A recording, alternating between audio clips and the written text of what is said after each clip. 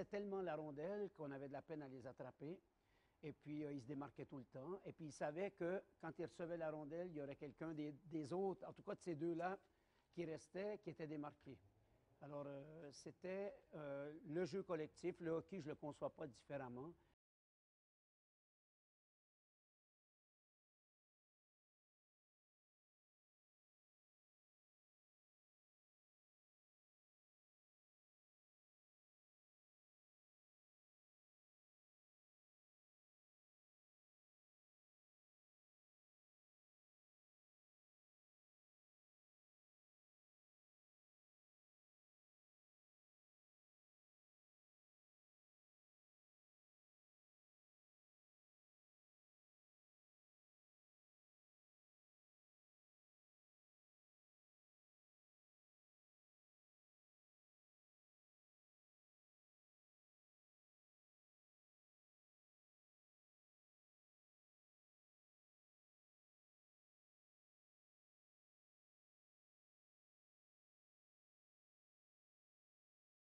Jean-Guy gagnait 35 000 francs, 40 000, et puis moi, je gagnais 30 000 francs. J'étais entraîneur-joueur. Non, on ne gagnait rien, quoi. C'était... Thierry André avait 5 000 francs, puis il venait en moto depuis Baie.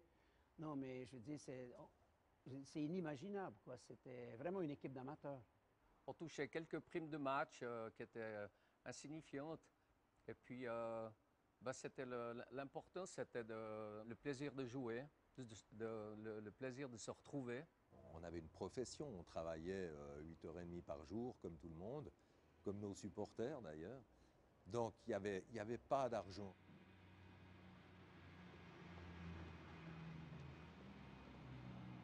À l'époque, je travaillais chez mon oncle et mon père, donc c'était une entreprise de menuiserie. Je commençais ma journée à 7 h le matin, je finissais à 6 h le soir. On s'entraînait 2 fois par semaine. Et puis, on allait jouer à Zurich, à Berne. On rentrait à 2-3 h du matin. Et puis, le matin, à 7 h, j'étais à mon travail, quoi. Attends, ici, tu veux mettre une pommelle, là? Là, je vais mettre des pommelles à laiton, là. Il fallait que toute l'équipe aime jouer au hockey, sinon, c'était pas les ronds qui les amenaient là. C'était le plaisir de venir s'entraîner.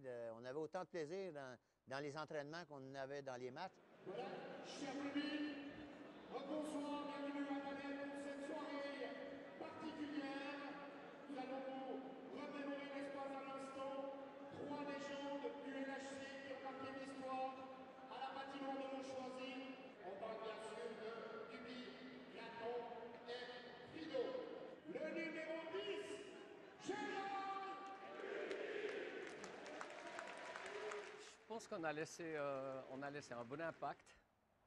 Il faut reconnaître que les 4 ans que Jean-Guy est venu à Lausanne, ça a été vraiment 4 ans de grand bonheur de hockey sur glace.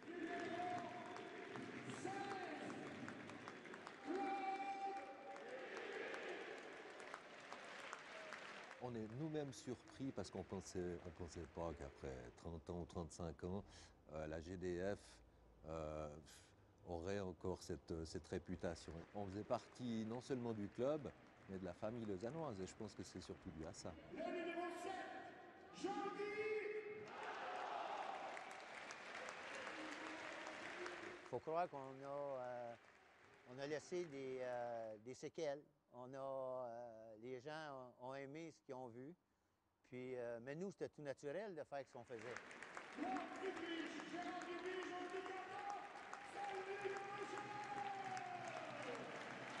Tout à l'heure, j'ai rencontré un journaliste et il me disait qu'on était une légende.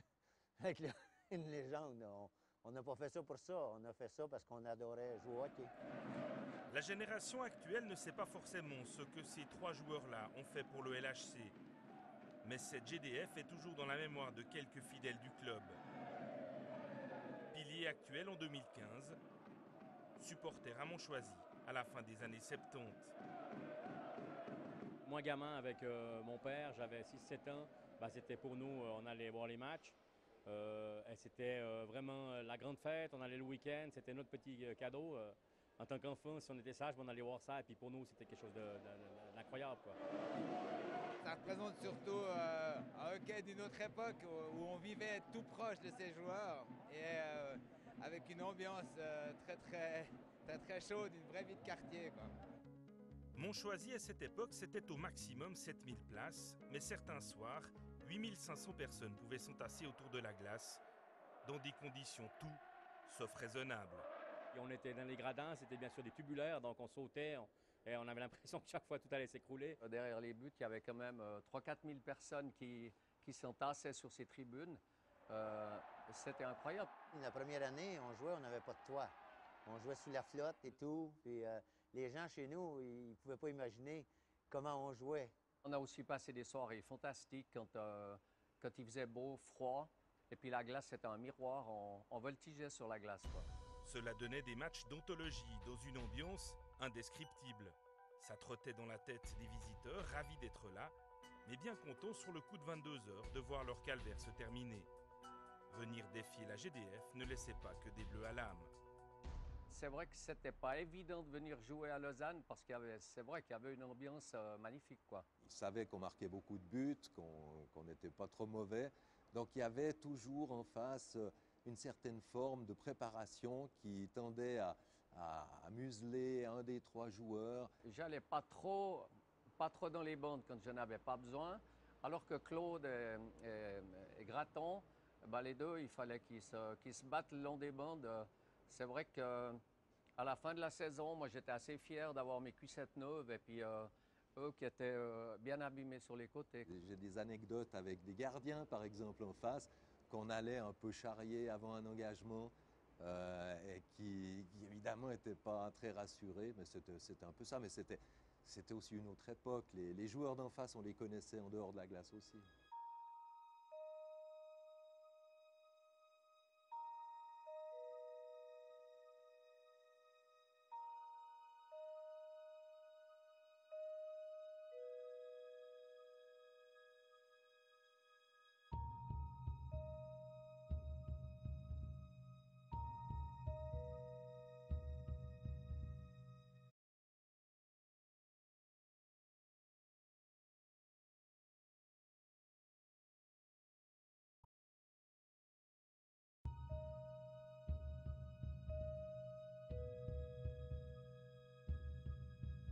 Vous sentiez que vos adversaires vous craignaient?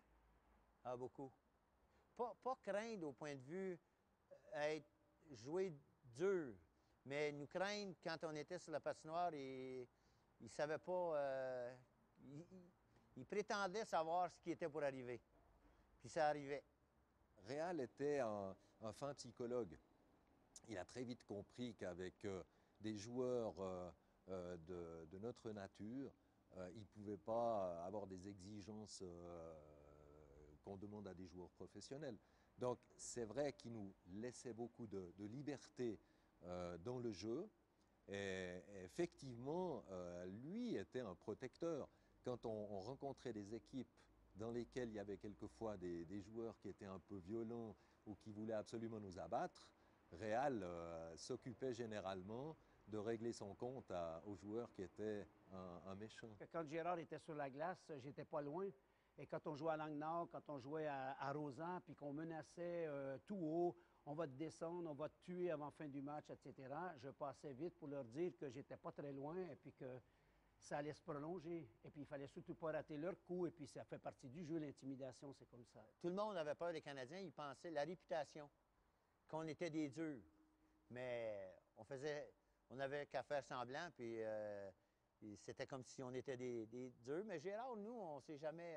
c'est certain que, surtout Gérard, il était plus petit que nous, puis mais on s'était instauré un système qu'on pouvait essayer de contrer les attaques des autres.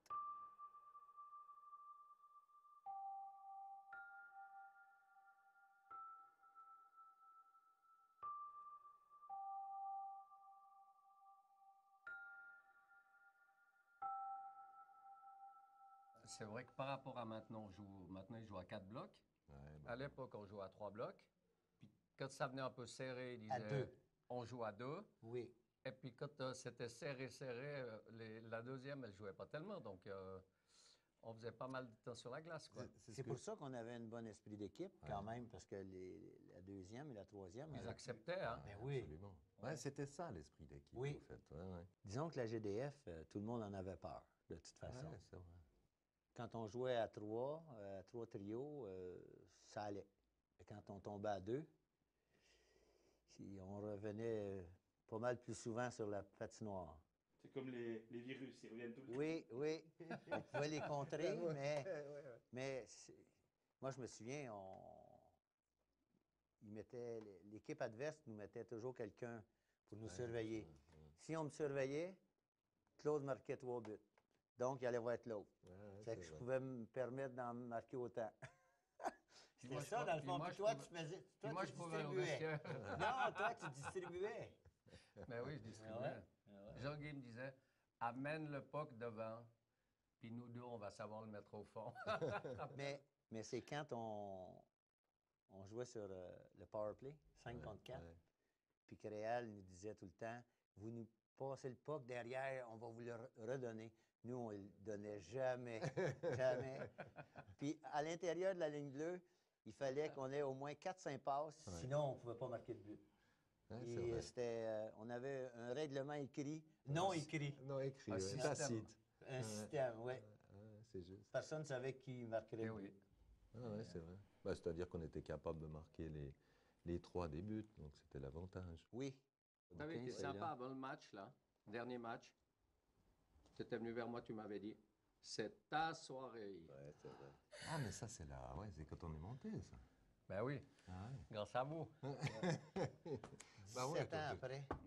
On a surtout le grand souvenir de Lausanne-Davos, le match qui nous a fait monter en Liga.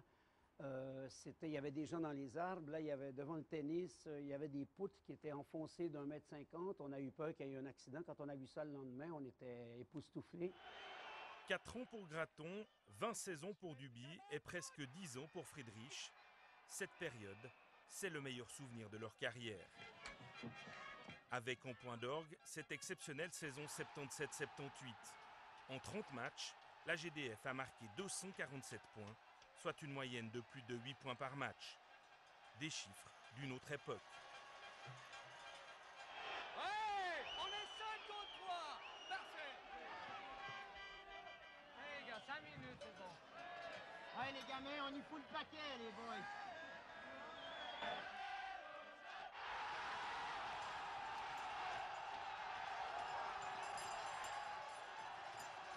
On était tellement liés qu'on n'arrêtait pas de causer en disant ce soir, c'est vite vu, ce soir, on va passer, quoi. Alors la tension montait parce que quand on était dans les vestiaires, c'était pas très hermétique. Alors on entendait le speaker qui disait serrez sur l'Élysée parce qu'il y a encore du monde qui veut rentrer, il y a du monde, il y a du monde, il y a du monde. Puis quand on arrivait dans cette patinoire pour l'échauffement, c'était tout simplement génial, quoi. Il y avait une certaine ferveur, mais il n'y avait pas de véritable nervosité. Dans ce dernier match, où vraiment on jouait l'ascension, parce que c'était, pour nous, ça coulait un peu de source. Maintenant, c'est vrai qu'il y avait une tension, mais tous les matchs étaient tendus. Ben, finalement, entre Jean-Guy et Frido, ben, je crois qu'on a marqué 6 goals sur 7. Donc, en tout cas, pour notre ligne, ça a en tout cas bien marché. Et puis, tout le monde était quand même très content. C'était extraordinaire, ça. C'est surtout après le match, là, tout le monde est sauté sur la glace, la patinoire, tout. Le bistrot était plein à craquer, puis je me souviens pas à quelle heure on a fini. En 2 minutes, la patinoire était noire de monde. Et puis, à un certain moment, on m'a dit Gérard, il faut quand même venir parce que tu dois lever la coupe. On a la coupe. Ouais. Ça va être le triomphe. Hein. T'oublies pas quand même à un moment d'étrange, puis tu ne les lâches pas. Hein.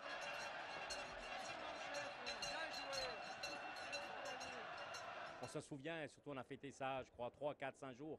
C'était quelque chose d'extraordinaire. Et j'ai eu cette chance-là.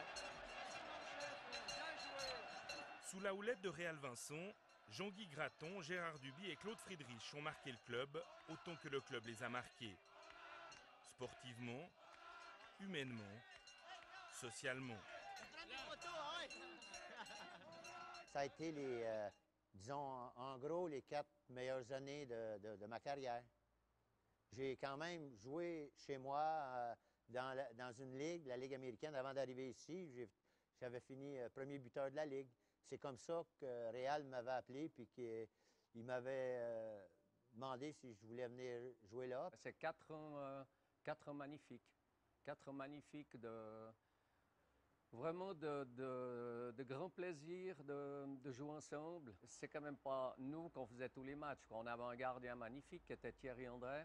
On avait un entraîneur fantastique, quoi, Réal Vincent qui était joueur-entraîneur, donc ça se voit assez peu actuellement. Donc, qui faisait aussi ses erreurs, et puis c'est nous qu'on l'engueulait dans le vestiaire, donc c'était assez sympa. On avait un coach, Claude Schenker, qui était magnifique, et puis tous les joueurs, on peut dire qu'ils jouaient le jeu vraiment. Et il y avait 12 Lausannois dans l'équipe à l'époque. Donc c'est énorme, et puis on ne voit plus ça dans aucune ville, dans aucun club de Ligue nationale A. C'était aussi pour la force de l'équipe, des joueurs du Cru qui voulaient jouer à domicile? C'était une des forces parce qu'on peut avoir 12 cons de Lausannois, comme on peut avoir 12 cons de n'importe quelle ville haute. Mais c'est une chimie, et puis c'était un mélange hétéroclite au niveau de l'esprit, de la mentalité, des farceurs, je dis, on avait toutes sortes de caractères dans l'équipe.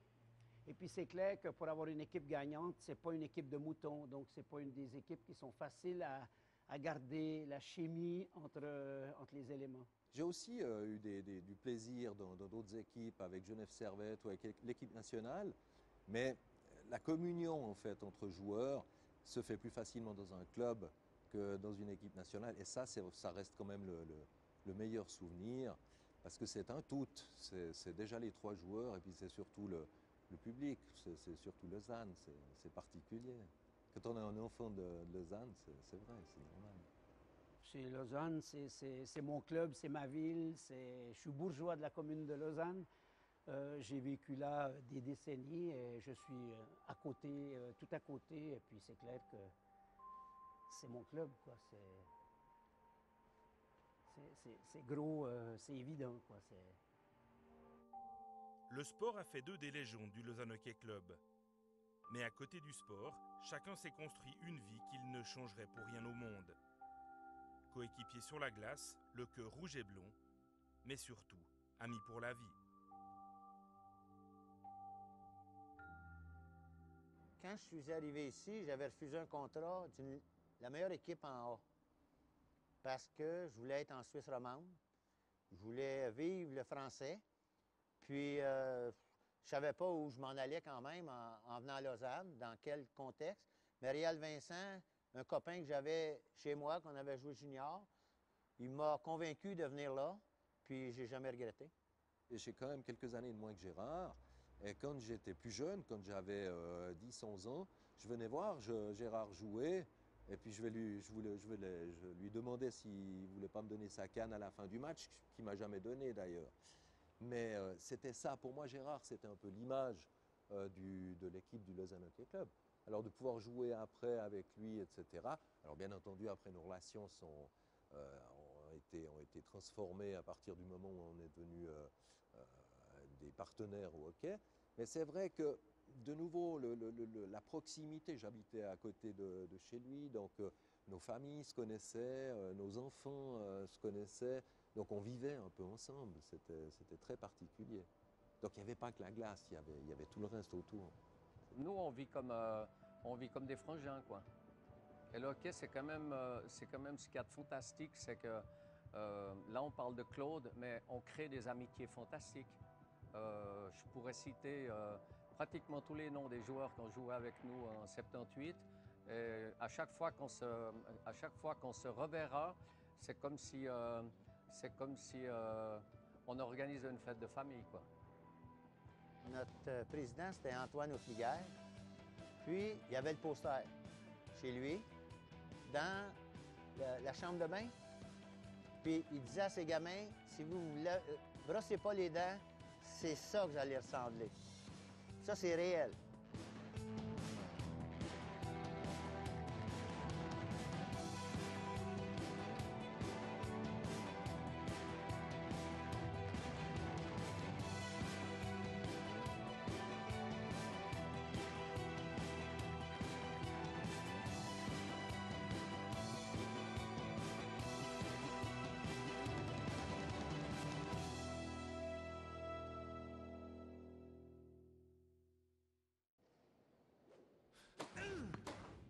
c'était